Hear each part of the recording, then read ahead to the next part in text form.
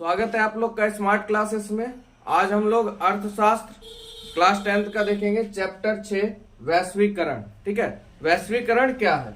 देखिए, वैश्वीकरण वह प्रक्रिया है जिसके द्वारा विश्व के विभिन्न अर्थव्यवस्थाओं का समन्वय या एकीकरण किया जाता है। यानी जितने भी विश्व में देश है वो सबका अर्थव्यवस्था जो होता है उसका एकीकरण होता है और उसमें क्या होता है, समन्वय होता है। ठीक है, ताकि वस्तु एवं सेवाओं, प्रौद्योगिकी, पूंजी और श्रम या मानवीय पूंजी का भी क्या हो, निर्बाध प्रवाह हो सके। मतलब बिना रुके, बिना कुछ मतलब दिक्कत के ये सब चीज जितने भी है, मानवीय पूंजी, आपका प्रौद्योगिकी, तकनीकी, जितना भी चीज है, इसका निर्बाध प्रवाह हो सके। ठीक है, तो वैश्वीकरण के अंतर्गत पूंजी, वस्तु तथा प्रौद्योगिकी का निर्बाध रूप से एक देश से, है ना, एक देश से दूसरे देश में प्रवाह होता है बिना किसी रुकावट के।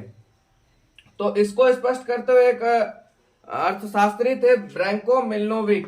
ठीक है, उन्होंने कहा वैश्वीकरण का अर्थ पूंजी, वस्तु तथा प्रौद्योगिकी एवं लोगों का विचार का स्वतंत्र रूप से प्रवाह होना। ठीक है, तो समझ में आया आप लोग को? वैश्वीकरण मतलब बिना किसी रुकावट के आप स्वतंत्र रूप से पूंजी, प्रौद्योगिकी, है ना, और क्या आपका विचार, वस्तु, इस चीज को आप बिना किसी रुके से कहीं पर भी आप प्रवाह कर सकते हैं। ठीक है, चलिए आगे जानते हैं। वैश्वीकरण के अंतर्गत वस्तुओं के साथ साथ पूंजी, तकनीक एवं सेवाओं को भी एक देश से दूसरे देश के बीच बिना किसी रुकावट के प्रवाह होता है। अब मान लीजिए आप ही ने कोई चीज मैन्युफैक्चर किया, तो पहले ऐसा सिस्टम था कि आप इस चीज को बाहर कैसे लेके जाइएगा, बड़ा प्रॉब्लम होता था। अब इस चीज पे जब से वैश्वीकरण हुआ है, इस चीज में रुकावट ही खत्म हो गई। आपका जो सामान है आप जहां मन तहां इसको भेजिए, जैसे मन वैसे भेजिए, प्रवाह में कोई कमी नहीं आएगी। तो ये किसके कारण संभव हुआ? वैश्वीकरण के कारण संभव हुआ। ठीक, वैश्वीकरण के बाद अगर बात करें तो क्या था आपका निजीकरण। ठीक है, तो देखिए निजीकरण का अभिप्राय निजी क्षेत्र आपका जो है द्वारा सार्वजनिक क्षेत्र के उद्यमों पर पूर्ण रूप से या आंशिक रूप से स्वामित्व प्राप्त करना तथा उनका प्रबंधन करना। ठीक है, निजीकरण का मतलब हो गया भाई किसी भी चीज पर आपका स्वामित्व हो गया, आपका उस पर क्या हो गया, अधिकार हो गया, तो वो आपका क्या कहलाता है, निजीकरण कहलाता है। ठीक है, और आर्थिक सुधारों के अंतर्गत भारत सरकार ने सन 1991 से निजीकरण की नीति को क्या किया, अपनाया था। निजीकरण की नीति को कब अपनाया था? 1991 यानी 1991 ईस्वी को। ठीक है, आगे बात करते हैं बाबू उदारीकरण की। ठीक है, तीनों इसी के अंग मतलब मान लीजिए तो रूप विकसित हुए हैं। वैश्वीकरण के बाद आपका निजीकरण आया, निजीकरण के बाद आपका उदारीकरण आया। ठीक है, देखिए उदारीकरण का अर्थ है सरकार द्वारा लगाए गए सभी अनावश्यक नियंत्रणों तथा प्रतिबंधों। पहले सरकार के द्वारा कुछ नियम कानून था, प्रतिबंध था, उस चीज को क्या किया, उदारीकरण ने उसको हटा दिया। कैसे हटा? देखिए लाइसेंस हो गया आपका, कोटा हो गया। ठीक है, आदि को क्या काम था इसका, हटाना था।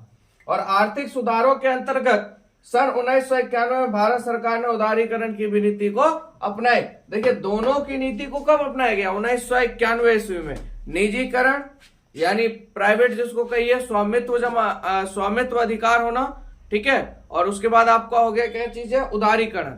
ये भी 1991 में ही अपनाई गई थी। ठीक है, अगला पॉइंट हम लोग देखते हैं वैश्वीकरण के अंग।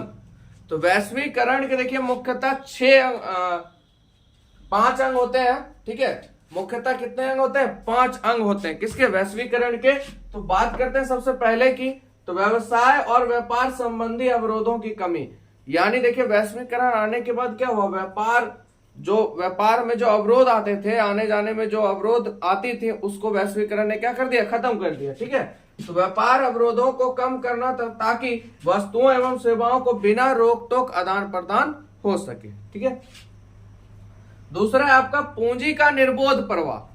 पूंजी का निर्बाध प्रवाह होने लगा, यानी ऐसा वातावरण कायम करना जिससे विभिन्न देशों में पूंजी का प्रवाह स्वतंत्र रूप से हो सके। ये भी किसके कारण हुआ? हमारा वैश्वीकरण के कारण हुआ। देखिए वैश्वीकरण के आने से कितना फायदा हुआ। ठीक है। तीसरा है आपका प्रौद्योगिकी का निर्बोध विभाग, इसका भी क्या हुआ, निर्बोध प्रवाह होना शुरू हो गया। ऐसा वातावरण कायम करना है कि प्रौद्योगिकी का निर्बोध प्रवाह हो सके। ये भी किसके कारण हुआ, आपका वैश्वीकरण के कारण। चलिए 4 नंबर हम लोग देखते हैं, तो कहता है श्रम का निर्बोध प्रवाह, ठीक है। तो वहां पे क्या होता था, श्रम वैश्वीकरण के बाद श्रम का जो है निर्बोध प्रवाह होना शुरू हो गया था, ठीक है। तो ऐसा वातावरण कायम करना कि विभिन्न देशों में श्रम का निर्बोध प्रवाह हो सके, कोई भी व्यक्ति कहीं पे भी जाके कोई भी श्रम कर सके, ठीक है। उसके बाद पूंजी की पूर्ण परिवर्तनशीलता, यानी पूंजी की पूर्ण परिवर्तनशीलता भी वैश्वीकरण का आवश्यक अवयव है, ठीक है, अवयव है।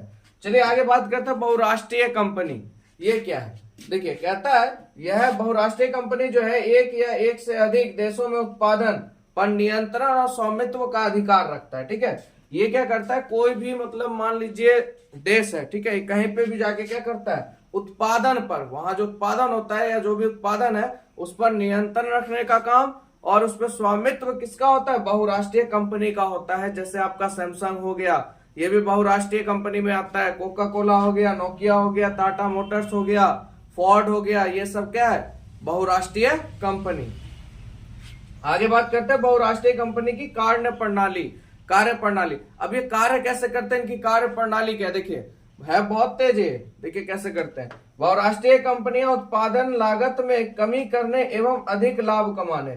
उत्पादन लागत में, यानी अगर मान लीजिए कोई चीज वो बना रहे हैं तो क्या सोचेंगे, उत्पादन में कमी आए, मतलब कम से कम खर्चा हो पर ज्यादा से ज्यादा पैसा उसमें आ सके, लाभ आ सके। ये काम करने का कौन करता है, बहुराष्ट्रीय कंपनी, कि भैया लागत कम लगे हमको, मतलब खर्च उसमें कम आए और पैसा उससे ज्यादा कमाए, ठीक है। तो ये कंपनी क्या करती है, लागत में कमी करने एवं अधिक लाभ कमाने के उद्देश्य से उन जगहों या देशों में उत्पादन के लिए कल कारखाने स्थापित करती है, कहीं पर भी, यानी जहां कम लागत रहे और सस्ता चीज मिल जाए तो वहां पे जाके क्या करती है, अपना कारखाना लगाती है, जहां उन्हें सस्ता श्रम, ठीक है, कच्चा माल एवं अन्य संसाधन मिल सके। एक उदाहरण है इसका, जैसे डाबर आपका है, तो इसने क्या कर रखा है, नेपाल में अपना कल कारखाना खोल रखा है। क्यों, वहां का श्रम भी सस्ता, भूमि भी बढ़िया, व्यवस्था भी बढ़िया, ठीक है।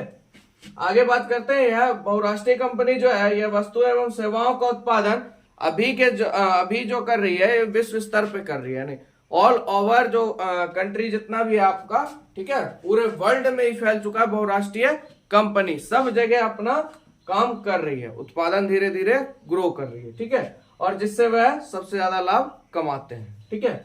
आगे बात करते हैं वैश्वीकरण एवं बाजारों का एकीकरण। देखिए विदेशी व्यापार विश्व के देशों के बाजारों को जोड़ने या एकीकरण का कार्य करती है। विदेशी बाजार जो है विश्व के सभी बाजारों को जोड़ने और एकीकरण का काम करती है, ठीक है। देखिए आगे कहता है वैश्वीकरण के फलस्वरूप, है ना, वैश्वीकरण के फलस्वरूप विदेशी व्यापार का दायरा बढ़ा है, यानी वैश्वीकरण के आने से विदेशी व्यापार का क्या बढ़ा है, दायरा बढ़ा है, वह काम बढ़ा है, ठीक है। उसके बाद पूर्व से ही विदेशी व्यापार विभिन्न देशों को आपस में जोड़ने का मुख्य साधन रहा है। विदेशी व्यापार क्या करता है, वो जितने को जोड़ेगा उसको उतना ज्यादा है, क्योंकि वो प्रॉफिट ज्यादा कमाना चाहते हैं ना, तो विदेशी व्यापार क्या करते हैं, अपना विस्तार बहुत ज्यादा रूप में करते हैं, ठीक है, और ये हमेशा मुख्य साधन रहा है जोड़ने के लिए। अब व्यापार करने के लिए ही आपको पता होगा भारत में ईस्ट इंडिया कंपनी आई थी, ठीक है, व्यापार करने के लिए। चलिए आगे बात करते हैं विश्व व्यापार संगठन, इसके बारे में जानते हैं। देखिए इससे यह एक ऐसा अंतरराष्ट्रीय संगठन है, ठीक है, अंतरराष्ट्रीय संगठन है जिसका उद्देश्य अंतरराष्ट्रीय व्यापार को उदार बनाना होता है, ठीक है। और इस संगठन की स्थापना जनवरी 1995 में की गई थी और भारत इसका संस्थापक सदस्य भी रह चुका है, रहा है, ठीक है। और इसका मुख्यालय कहाँ है बाबू, जनेवा में। आपसे यहाँ 2 ऑब्जेक्टिव में पूछ सकता है, WTO का फुल फॉर्म क्या होगा, ठीक है, और उसके बाद विश्व व्यापार संगठन का मुख्यालय कहाँ है, तो कहाँ है बाबू, जेनोवा में। अब एक छोटा सा चीज है निवेश। निवेश आप लोग को पता होगा इन्वेस्टमेंट क्या है, जब आप किसी चीज को खरीदते हैं उसके बदले आप क्या देते हैं, पैसा देते हैं, पूंजी को व्यय करते हैं, तो वही आपका क्या कहलाता है, निवेश कहलाता है, ठीक है। एक पॉइंट छूट गया था। अब बात करते हैं भारत में वैश्वीकरण क्यों, ऐसा क्यों? ठीक है, इसके बारे में देखते हैं। तो देखिए, विकास की वर्तमान स्थिति में भारत के उद्योग एवं व्यापार को नई प्रौद्योगिकी और नए ज्ञान की अतिशय आवश्यक है कि नहीं भाई? आने वाले समय में अभी इतना जो विकास डेवलपमेंट हो गया, क्यों हो गया? क्योंकि बाहर व्यापार जब होने लगा और बाहर के लोगों से जब मिलनसार होने लगा, तो उससे क्या हो, डेवलपमेंट होते गया। क्योंकि इसमें क्या हो रहा है, कुछ नए नए चीज, नए नए तकनीक का भी इस्तेमाल शुरू हो गया। ठीक है, अब आगे बात करते हैं वैश्वीकरण के समर्थक भारत में वैश्वीकरण पक्ष में निम्नलिखित तर्क देते हैं, जो आपको थोड़ा जानना जरूरी है। ठीक है, तो सबसे पहला उन्होंने बोला कि प्रत्यक्ष विदेशी निवेश का प्रोत्साहन है।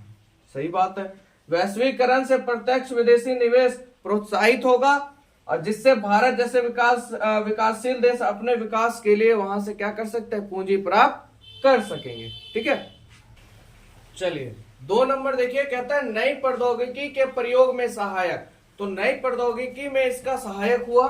ठीक है, तो वैश्वीकरण भारत जैसे विकासशील देशों को विकसित देशों द्वारा तैयार की गई नई प्रौद्योगिकी के रूप में सहायक प्रदान करता है। ठीक है, अब कहीं नई प्रौद्योगिकी है, अब वैश्वीकरण के साथ सब जुड़ चुके हैं, तो क्या होगा, वहां की प्रौद्योगिकी हमारे भारत में भी आएगी, नई चीज आएंगे, है ना? तो वो चीज है। चलिए अगला है तीसरा नंबर, अच्छी उपभोक्ता वस्तुओं की प्राप्ति। वैश्वीकरण भारत जैसे विकासशील देशों को अच्छी गुणवत्ता की उपभोग वस्तुओं को सापेक्षता कम कीमत पर प्राप्त करने के योग्य बनाती है। ठीक है, बैंकिंग तथा वित्तीय क्षेत्रों में सुधार। सही बात है, वैश्वीकरण के फलस्वरूप विश्व में आप ये चीज देखिएगा। ठीक है, अन्य देशों में संपर्क से आने से बैंकिंग तथा वित्तीय क्षेत्रों की कुशलता में क्या होने लगा, सुधार होने लगा। ठीक है, उसके बाद आपका मानवीय पूंजी की क्षमता का विकास। धीरे धीरे वैश्वीकरण के बाद मानवीय क्षमता, जो उनकी पूंजी थी, उसका भी विकास और शुरू हो गया। शिक्षा तथा कौशल प्रशिक्षण वैश्वीकरण के प्रमुख घटक है। ठीक है, शिक्षा तथा कौशल क्या है, आपके वैश्वीकरण के प्रमुख घटक है और इससे मानवीय विकास को बढ़ावा मिलता है। ठीक है, ठीक है, तो अभी हम लोगों ने यहाँ तक देखा, ये आपका खत्म नहीं हुआ, अभी इसका पार्ट 2 भी आएगा। ठीक है, वीडियो जरूर अपने दोस्तों में शेयर करें, आप लोग थोड़ा कंजूसी कर जाते हैं। ठीक है, बहुत मेहनत करते हैं आप लोग के लिए। अब वीडियो कैसा लगा, अपना फीडबैक जरूर दिया कीजिए, चैनल को सब्सक्राइब कर लीजिएगा और दोस्तों में जरूर शेयर कीजिए और लाइक भी दे दीजिएगा। ठीक है, मिलते हैं नेक्स्ट वीडियो में।